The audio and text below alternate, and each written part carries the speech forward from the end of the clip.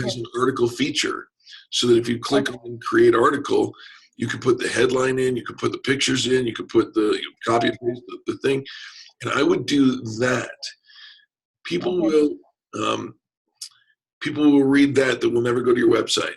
People will go to your website and read it over there that will never go to your LinkedIn. And so it's two very viable places. And I duplicate blogs on LinkedIn, but it's a little more manual because it's not just using a hyperlink with the stuff we've already created. But if you copy and paste it and make your own article, those articles stay out there, and then you get analytics on them. And I like the analytics because they're really easy. 13 people viewed it, 13 people clicked, or 10 people clicked, or whatever. I wrote one for Robert Johnson. Mm-hmm. We had, I've written several for Robert, and the average return on those is about 25 or 30 views as he's growing his platform. Mm-hmm. One of them had over 1,000 views, almost 1,100 views. Wow. In that regard, that was stunning. I mean, that was a great return. So, wow, yeah, that's what I've noticed with like Facebook, some of my Facebook Live videos and things. If I continue kind of to keep an eye out over time, especially like the big, fad topics like my carbs video and things like that have had over 2,000 views, and those kinds of things where I'm hoping that's kind of getting out there and at least getting my name out there. I've gotten more opportunities with contract work, which has been kind of nice. I think I'm actually looking to kind of push that direction a little bit at the moment, just because getting those kinds of connections where I can do the contracting, and then I have other connections that later on I can get maybe referrals from or something along those lines. All right. Well, that sounds great. And we welcome Scott. Very nice to have you on the call, Scott. I know that you're driving. Oh, you do? You have audio. Okay, good deal. Yeah. I'm just driving, so I'll keep it muted so it's not loud. No worries. Before you mute, though, go ahead and introduce yourself so that Ricci-Lee might know who you are, and then we'll have Ricci-Lee introduce herself as well. Yep, I am Scott McClannahan. I'm with Pure Technology in Denver, and we are an IT solutions firm. We do basically all things IT for small business. All right. And Ricci-Lee, go ahead and share yours as well. I am Ricci-Lee Hotz, and I am a registered dietitian and owner of A Taste of Health Nutrition. I essentially make nutrition easy, maintainable, and help you improve quality of life without having to change everything. So. Right. And you guys know me. I'm Eric. I am your host for today. Christine Hernandez, who was supposed to present this morning, her dog had some kind of an accident. She said that the dog fell. I don't know where from or how far, but they were rushing the dog to the animal hospital. And so she asks for your forgiveness, but she was going to be here and cannot be here. And in lieu of that, what we're going to do is we'll stick to the format to a degree, but I'm going to open up for a discussion as it relates to what you guys are doing in your business, and that might spark some cool conversation. Let's go with Scott. Tell us what your specific ask is for this week. Who are you looking to connect with?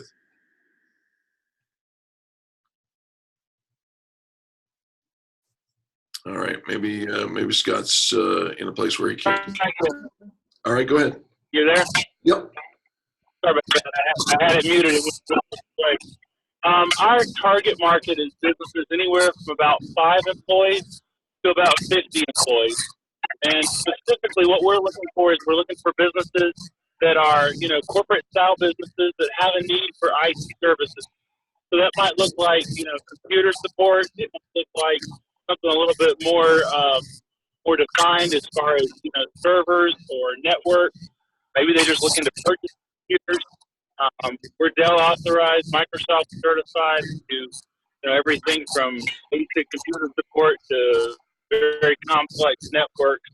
Um, my main networking guys actually did the network down at Rocky Stadium, just to give you an idea at Coors Field.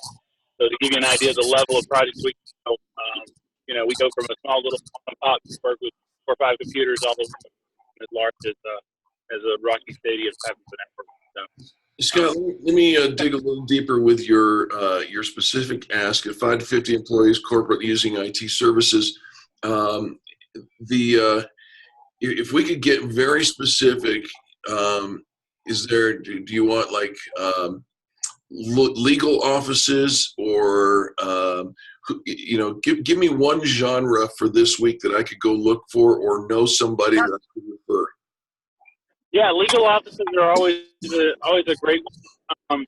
CPAs are gearing up this time of year because they're already starting to think about what we call the first quarter rush for tax season, and so a lot of times CPAs are a great candidate for us this time of year because they're looking to figure out how do they take profit from 5 or 20 or whatever it is. They're going to be looking to hire a lot extra during the first quarter. So it's a good market. So yeah, those types of markets are great. All right, very good. Thank you so much. Yep. And if you didn't catch all that, Ricky, because the looks like Scott's audio is breaking up a little bit. Legal offices, CPAs, anybody with between 5 and 50, who might be gearing up for a new season coming up soon. All right, Ricky, what's your specific ask for today? I'm thinking my ask that I'm kind of focusing on, at least for this week, is really looking for medical practitioners or corporate businesses that are looking to work with a dietitian. They have a strong basis of what they do and what they see, but they're looking to add or even refer out to a dietitian, or looking for someone to come speak to if it's on the corporate side, someone to come speak about a nutrition topic to promote health and wellness either among their staff or among their patients or clientele. Have you worked with some of the major health organizations, Kaiser, Blue Shield, Blue Cross? Have you worked with any of those? So the hard part with those, I've worked with Blue Cross Blue Shield back in Tucson. The thing is when it comes to their health promotion, they have like full-time dietitians that work for them. Okay. So those are actual full-time just jobs. Yeah. Right now I just started doing some work for a company called Wellness Concepts. And so I've been tapping in and doing some of their health fairs and health promotions at some of the hospitals, which is contract work for me. But the only issue with me doing that, it's great for income, but I can't promote myself at those. There's a non-compete agreement. Okay. Ricky, this is Scott. I got a quick question for you. Yeah. What about somebody who does like corporate benefits? Is that somebody that would be a beneficial contact for you? No pun intended. Potentially, if their company doesn't already have a dietitian or a nutrition promotions person on staff. I'm thinking somebody who works with companies to provide corporate benefits. So they're almost like a reseller for health insurance and those kind of things. But they're going to be talking to those HR people that you potentially want to get to with, I think. Yeah, it could be. It's not something I've thought about too closely. I know like these couple events I've been working have been connected with Centura. So we're connected, we're promoting this recipe and cooking app that is connected through their benefits program. So, they're doing their biometric testing to save on their health insurance. And then we're saying, hey, here's an easy way to be healthy utilizing this app and recipes. So I think there's something to what Scott's saying. in terms of that benefit route. I think I'd have to figure out an approach of how I could make that work. All right. Good suggestions, both. I like that. Ricci-Lee, I also came up with an idea for you. We've interviewed some representatives from Bank of America, and they have a program called Get Active. And if you want the website, it's getactivetogether.com. And I think, obviously it's big corporate, but it might be something that you could explore by reaching out to them and saying, who can I speak to come alongside and partner with Bank of America and in the Get Active movement? Because the whole idea is to get people to identify and then do something in the direction of taking care of their health goals. Okay. And you never know. I say this always, and you'll hear me say it multiple times as long as you're hanging out around us, is that it does not matter what you know, as much as who knows you that matters. And you never know, if you reach out to Bank of America, they could say, oh my gosh, this is the answer that we've been looking for. And so again, that I'll see if I can find an actual contact, a name for somebody that you could reach out to. But it's getactivetogether.com is the website on that. Okay. All right, so let me make a note here that I tossed you that lead as well. I like Scott's idea as well. Benefits, within our network, we've got Sally Wurr and John Wexler who do the benefits side of things. We also have a number of friends in the HR and payroll services who many times have a more comprehensive approach and have benefits among them as well. So let me check them out. All right. Well, this would normally be where we would invite somebody to do a presentation. And what I'm going to do, because it's just the three of us today, I'm going to ask for your thoughts on this topic. Here we are we're in Q4 and we're coming into the holidays. And Ricci-Lee and I started our conversation before Scott jumped on. And the idea was that we're talking about how do you creatively and or effectively address the holidays. So, I was explaining that when I was a magician, which is somewhat counterintuitive, because when I was a magician, October 31st, Halloween, the biggest day of the year for me. And it probably has something to do with the fact that I've got a 7-foot guillotine. After November 1st to March 1st was a complete drought for me. I mean, I'd be lucky if I got 1 or 2 programs a month. And it was that way for years, and I learned to adapt. I saved a lot of money during the summer so that I could navigate the winters and get through the storm. When I hired Angel, her comment was, that doesn't work for Mama. And I had to learn a new way of thinking about playing all 60 minutes in the game and address the drought, if you will. And it was challenging for me because I came under the impression that during the holidays, people simply don't want to hire you. They're busy. I worked a lot for churches, and when I was working in churches, they don't want you for Thanksgiving because that's a big family time. They don't want you for anytime during December because they know because of the holidays that their giving is down. And so literally, then they won't have you in January, maybe not even February, because they're recouping people putting all their spending on the credit cards, and giving is still down because they're trying to get the credit cards paid off. So I had to rethink my business. And I had to, in business, no matter what business you're in, it's adapt or die. And so for me, I had to really come to the point where an Angel forced my hand on this, that we said, well, if we're going to play all 60 minutes, we got to find something that we can do in November and December during the holiday season when everything is kind of shut down.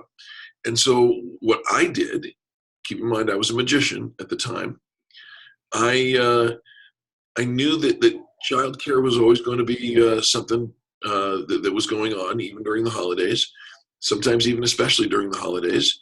So I created a holiday presentation for daycare and after school programs. So, it didn't make a lot of money doing it, but it kept me very, very busy, because now I could fill up my entire schedule with, 4 or 5 shows a day and still come home making the money that I needed to make in order to keep the finances and the doors open. Secondarily, the idea of working through and creating a program that maybe nobody needs today, but they only don't need it because they don't know about it. Friday nights, so again, working in the churches, which was my primary venue for many, many years. You got the very rare Saturday night, but usually it's Sunday morning, Sunday night, and Wednesday night for the typical church gatherings. And so, if you're working on all of those days, there's no other time to bump into and build up beyond the glass ceiling. So I created Friday night family nights, and I pitched it to the staff at the churches by saying, look, we do praise and worship on Sunday morning and Sunday night, and we do education on Wednesday nights, but when do we do life? When do we do family? Everybody tends to go into the church and then they separate. The kids go upstairs and the youth go downstairs and the adults go into the main sanctuary. When do we do family together? I got an idea. Let's bring the whole family together for family night, and let's do a special family night on Friday nights. They bought it, hook, line, and sinker. And I had myself a massive surge of income because it tapped some primal, yeah, you're right. We do separate everybody. Let's get everybody together and let's do it in a fun and entertaining manner. So to that end, my question to you in your business and what you're doing is, do you adapt anything during the holidays, or is it just business as usual? And then followed up by, could you adapt and do something unique and or different during the holidays? And Scott, I'll start with you, my friend. Yeah, that's a really interesting thought. For us, I own multiple businesses, so I'm in a little bit of a different situation in that my IT business sort of keeps going because most of our business is based on residual income and service plans, subscriptions, that kind of thing. So for the most part, that's one of the huge benefits of that model is that, we have that. The other thing for us is this is the time of the year where we start gearing up towards pushing for all of the tax benefits. So there's actually something that it's called Section 179. It's a tax benefit, and I am not a tax attorney. I'm not able to give tax advice, but you can look it up. It's a tax benefit for businesses, and if you qualify, you can spend up to $500,000. Basically, take the depreciation at 100%, or I think it's like 89% or something like that. But the point is, if a business is looking to do a big upgrade, and everybody looks at their taxes this time of year and goes, oh crap, I need to spend more money. So for us, this is actually one of our busiest times of the year because of the fact that this is when all the businesses start going, I need to spend more money. We need to spend money before the end of the calendar year. We got to get this money off our books. We don't need to show so much of a profit. And so we started promoting Section 179, which is a promotion for tax benefit for major, and just in general, trying to get deals closed because a lot of people want to have the whatever deployed and installed. They have to be deployed and installed by December 31st. So It's a good time for us. The other interesting thing for me is my production. We do a lot of sports, and as you know, this is an extremely busy time for sports. Yeah. So we get really busy because you got basketball, football, hockey. I mean, everything is all converging at one time. So it's a busy time all the way around for us. So our off season is more in the spring when everybody starts to think about summer, kind of taking off for the summer, and people start to slow their businesses down from that perspective. So, but one of the things that I've learned how to do through the years is bounce between the different industries, and it's kept me afloat through, through different, like even through the recession that we had in the late 2000s. Because being able to bounce between industries, I was able to find the industries that were cash fat at the time. For example, construction. If you look at construction, it's usually 2 to 3 years behind the economic curve because major construction, like a Walmart, they've already planned 500 stores. They've already got the next 3 years planned, and most of it's already paid for. So a recession doesn't affect them immediately like it does some businesses. So when that happened, we stayed in the construction industry, and then as that downturn started to take effect in the construction industry, fortunately, the other side of the industries were starting to come back around. So we've been able to learn how to pivot that way. Great feedback, and I love that you are diversified and that you do have the ability to pivot. Great word, by the way. In a business context, pivot is essential, and it's basically what it means is to be able to adapt and go in a different direction on a moment's notice because you've already anticipated the challenge. One question for you, Scott. So before you said all of that, I wrote down new tech. And what I mean by that is, as we come into the holidays, everybody gets new gear. Everybody gets new gear for Christmas or Hanukkah or whatever the celebration is. And I'm talking cell phones, tablets, computers, all of it. Do you do or have you ever done a let's network your network together? Let's match your phone, tablet, computer. Let's sync it all together. It may be too small for what you're thinking, but it might be right up the alley. I don't know. Yeah, it's an interesting thought. We used to do a lot of stuff around the Christmas, really right after Christmas time. Right. What the consumer spending. And we've really kind of gotten out of the B2C market. We really don't do a lot of consumer support. It's not really the market we're in. We'll have some of that, but in general, most of our stuff is B2B. Okay. And so outside of an employee getting a new cell phone like that, kind of hard to push that product. Okay. All right. Well, that makes sense, and it's a point of clarification for me. So good deal. Yep. All right. Ricci-Lee, let's continue our conversation about moving into the holidays.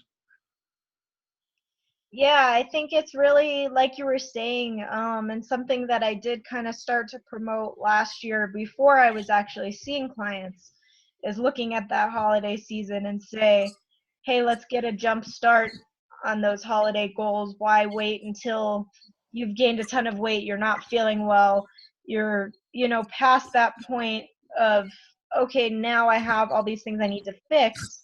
Why not take a jump start and figure out how I can make, I can still enjoy all my holiday meals. I can still enjoy all these social events and social gatherings that are surrounding food, but how can I make that a healthful experience where I'm still feeling well, I'm not dragging.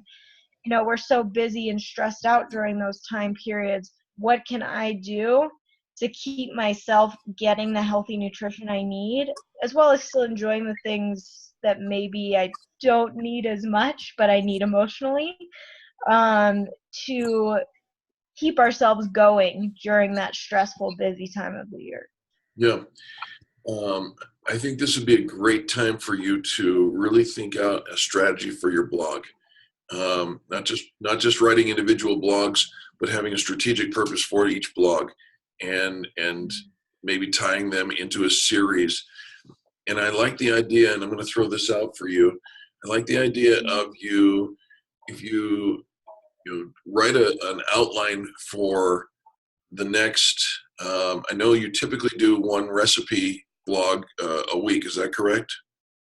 Yeah, I was for a while. I was doing my mindfulness video challenge. Right. So that was kind of the series that I just finished up. I did 30 days of mindfulness challenges, and I just put that into a blog where I connected a summary of all 30 and the links to all the videos. So All right. I'm kind of choosing my next focus, I guess you could say. Well, I think the holidays should be your next focus, and I think you should hit it right on. Right now is the right time to put that out. And if you can get one out before Tuesday, so much the better. But I'm gonna ask you to elevate your blog just a little bit, and because I know that you have the ability to record a short video, go ahead, write out the outlines of your blogs, and then you can even write the whole blog, right? And then do a 1-minute summary of each blog, and so you'll on video, so that you have two different angles on the same thing, because there'll be some people who will read and there'll be some people who watch a video, but they won't cross over. And my thought is, do the video, embed the video, put it up to YouTube, use the embed code and put it into your blog, so that every blog has a 1-minute summary, and put a lot of personality into that.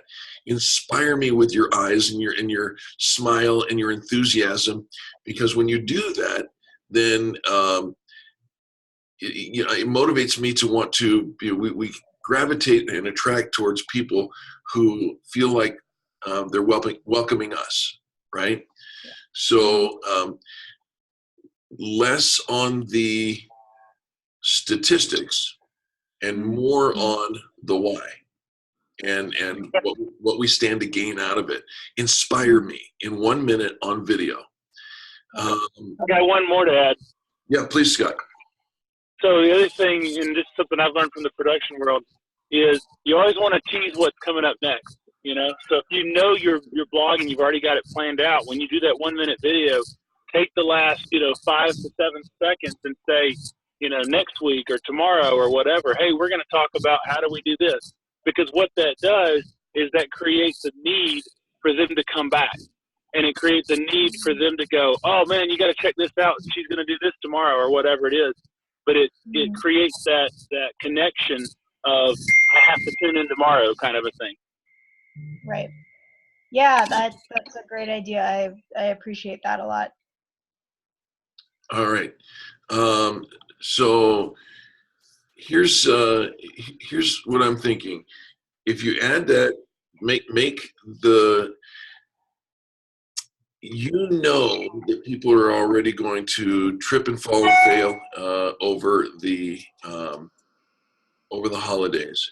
So if you know that, and you have that information, and you have a path to navigate through that, people will attract towards you. As you say, don't worry, the holidays aren't gonna disable your entire plan. Follow me. And so I like that as a next course for you. And I think you may actually even attract people into your sales funnel if you do that. And I like that the input from Scott from a teasing what's next point of view as well. Stay tuned, because in our next episode or next blog or next article, we're going to address pumpkin pie. Here's why, or something like that. I just came up with that. All right. Well, I think this is good, and I think we've got a good grip on what's going on. Let me just restate what we've got here. Scott's looking for corporate entities with 5 to 50 employees, so it doesn't have to be a large company. And as we think about these people this next week, let's put some intention into finding companies that need some IT service. Or, if you come across somebody and say, oh, you got a company, how many people fit? 25 people. That's fantastic. Are you, this is a question that I use with a lot of the various services. I said, are you in love with your IT service? Or are you in love with your health and wellness benefits? Oh, you don't have any? I got somebody that I want to introduce you to. And the phrase, are you in love with, will usually evoke a strong reaction one way or the other. And if the answer is yes, we love our person, absolutely, they're amazing, that's great. That's good news. That's good for business. But if the answer is, I wouldn't say that I'm in love with them, they serve their purpose. Well, I know a guy who could change your whole disposition on that whole process. Can I introduce you? And all of a sudden, now we got Scott some introductions. And then Ricky is looking for medical practitioners. I'm going to throw in chiropractors because I know that chiropractors also very much aware of health and wellness. Yeah, Kyle connected me with a couple chiropractors this week, so I'm in the process of working something out with one of them, and then another one I might have to follow up with. Absolutely. Ricky, what part of town are you in? Or what part of town do you want to be working in? My office space is in Lakewood, so I'm in like Wadsworth and Mississippi area. I am, if it's like a contracting type thing where somebody wants me to come out or do, something at their office or space, I'm more than happy to do those things as well, though. Okay, great. All right. Very nice. And let's see. So I gave you the lead of getactivetogether.com. Anybody, and I guess I'll start with you, Scott. Did you close any business this week? Not exactly. We got some new business that's coming up. Not completely closed yet, but we got some pretty exciting projects coming up. We went and talked to the customer the other day at the restaurant. We're going to be doing their point of sale system, so we've started that process. But all right. While you're talking with them about their point of sale, let me encourage you to remember one of our other members who does it's A&S Ceiling Restoration, and they do cleaning the ceilings, but they also do a non-skid floor traction product, and restaurants are their supreme ideal customer. So if you're in there and you're walking around on the tile and you're sitting there saying, how do you handle the slippage? Because most people, I used to operate restaurants, most people just throw down mats and have a mat service to handle the slippage, but it's dangerous when you're not on the mats. Right. So you might keep them in mind. Rita Rains is her name, and she's a member here. She normally would be on this call. And her company is ANS ceilingrestoration.com. Huh. Okay. Okay. And how about for you, Ricci-Lee? Any new business to report this week? No? Nope, nothing connected. All right. So here's what I'm going to encourage you guys to do. Since it's just the two of you, I'm going to encourage you guys to have a one-on-one, you and Scott, at some point in this week. And it could be done over the phone. It could be done by way of this kind of technology, or you guys can actually go out for a cup of coffee, or well, Ricci-Lee might like kombucha, which, no. But get together and talk about how you can build the relationship and how you can connect with one another. Because honest to goodness, the talking about leads and who I'm looking for has the propensity to go in one ear and out the other unless we put some time and face time into it. So it doesn't have to be in person, but it would benefit you guys if you would take 10, 15, maybe even 30 minutes to do a phone chat or a Zoom call, or maybe get together and go in with the sole purpose of listening to the other one saying, how can I help you do your business better or make a better impression? Who can I introduce you to? And don't leave until you have a plan to do that, because the point of a meeting is to not just set another meeting, but is to come away with an action step. Does that make sense? Sure. All right. On that note, then, I'm going to probably wrap this meeting and get you guys out and back on the road here in a little bit early. Angel shares her regrets that she wasn't able to make it today. She'll be on the call next week, I believe. Yeah, I think she will, because the following week she jumps on a cruise ship and is one of the keynote speakers on the Women Making Waves business cruise. So, any other questions for me before we go? Okay, then I'm going to remind you. Go ahead, Scott. I will remind you, you and I had several action items from our meeting last week. I just hadn't seen anything from you, so I just didn't want you to forget. Not a big deal. It's on my schedule of things to send you today. So Fair enough. I'll have that for you right away, my friend. No biggie. And then I'll remind you guys that, let's see, coming up on Monday is at 11 o'clock is our Breakthrough Power Boost. You are not just invited, but encouraged to participate in that. And then on Thursday is our accountability group. And the benefit of an accountability group is that you make a plan and then you follow through with it. And as you do, you will see that your results will magnify. We've seen that over and over in our practice.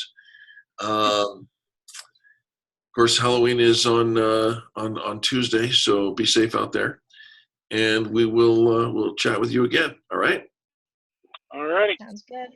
Thanks, guys. We appreciate you. Have a great rest of the day. All right. All right.